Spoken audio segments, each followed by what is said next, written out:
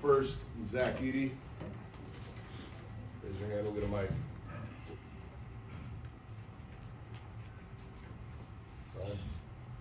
Zach, just the advantage of glass was, I know that was probably something you figured might be an advantage for you, but just the job you have Braden to do there, how much that factored into the outcome?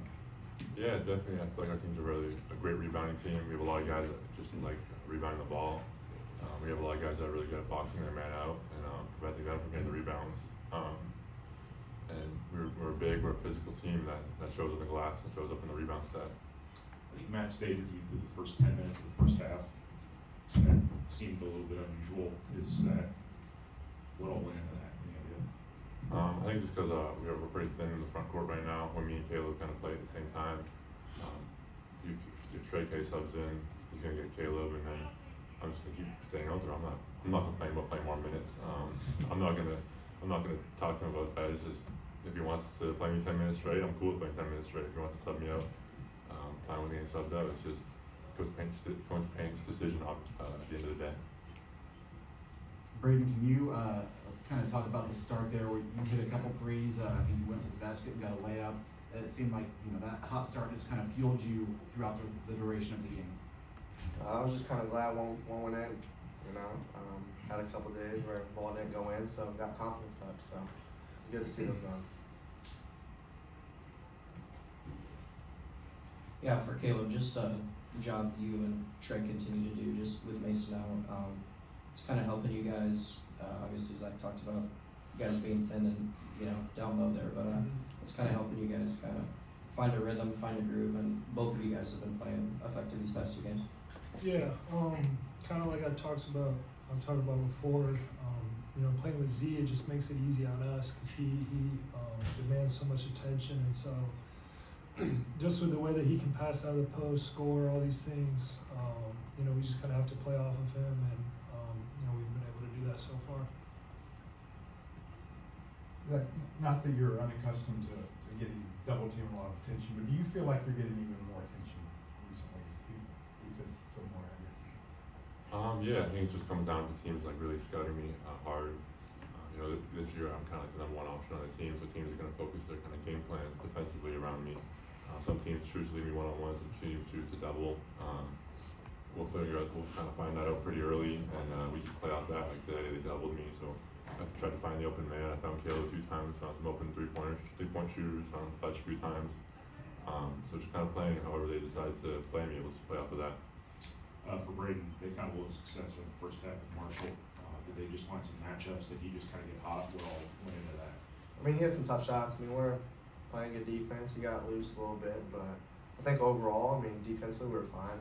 He's hitting shots and we're contesting it, so just high five him and move on. This is for anybody.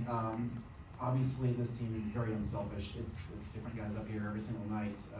How much has that led to your success where, Zach is going to get his points and boards, but it's going to be 2-3 different guys every single night that get double figures or get 5 or 6 assists or whatever it might be? Braden, I think it's just something we all kind of, started to practice the first day. We all just kind of clicked like that. We're all unselfish. We all enjoy being like that, just finding the extra guy. Obviously, we're going to get Z the ball when we can, and he's going to make plays, and he's going to have those big nights. That's what we want.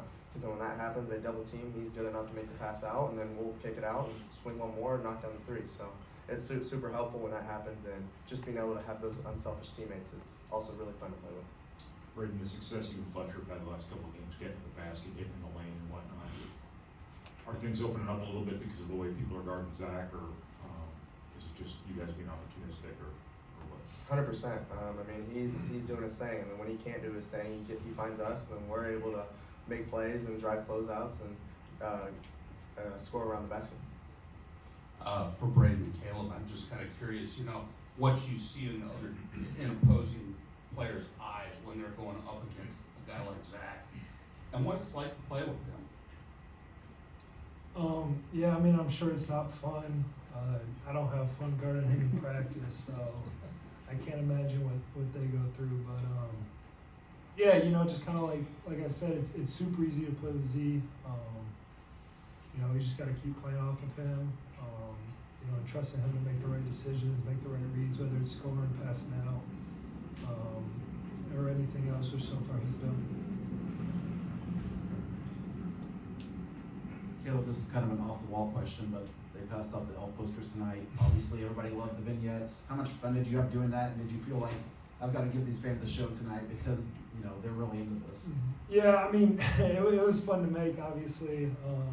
You know, Chris Foreman's done a great job of kind of orchestrating all of it. Andrew Bay, our videographer, and just all the other people involved too. So it was their idea, and they just kind of pitched it to me, and so I was on board, and so it was fun. Do you still own the costume? I'm sure it's somewhere. Is there anything else? Cool. Thank you.